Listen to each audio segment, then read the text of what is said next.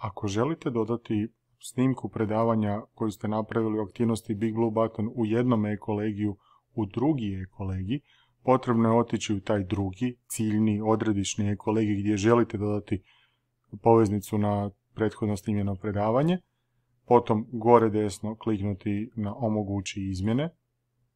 U sekciji ili temi u kojoj želite dodati tu Big Blue Button aktivnost trebate kliknuti na dodajte aktivnost ili resurs, potom među aktivnostima pronaći i odabrati Big Blue Button. Ja ću u naziv virtualne učionice staviti snimka prošlogodišnjeg predavanja, vi možete staviti što god želite, ništa nećete mijenjati na ovim postavkama i dolje na dnu kliknut ćete na pohrani i vrati se na stranicu e-kolegija. Time smo stvorili aktivnost Big Blue Button koja je u ovom trenutku prazna. Kliknemo na nju i sada, za razliku od onoga kako je bilo do sada, osim gumba koji kaže priključi se sesiji i putem kojeg možete započeti snimanje ili predavanje uživo, na dnu tog ekrana nalazi se gumb koji se zove uvoz poveznica na snimke. Kliknemo na njega. Sada možemo odabrati iz kojeg e-kolegija ćemo uvesti snimku. U padajućem izborniku odabrat ću jedan od e-kolegija koji sadrži tu moju snimku.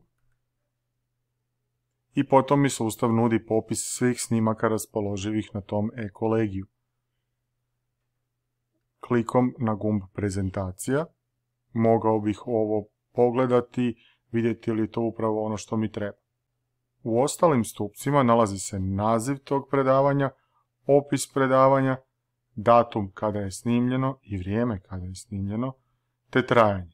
Ako želim dodati ovo prvo predavanje, u stupcu operacije kliknut ću na ikonu strelice, odnosno na gumb u vezi. Sustav me pita jesam li siguran kako želim uvesti ovu snimku, ja potvrdim.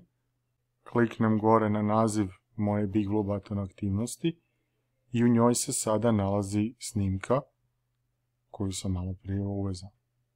I to je to.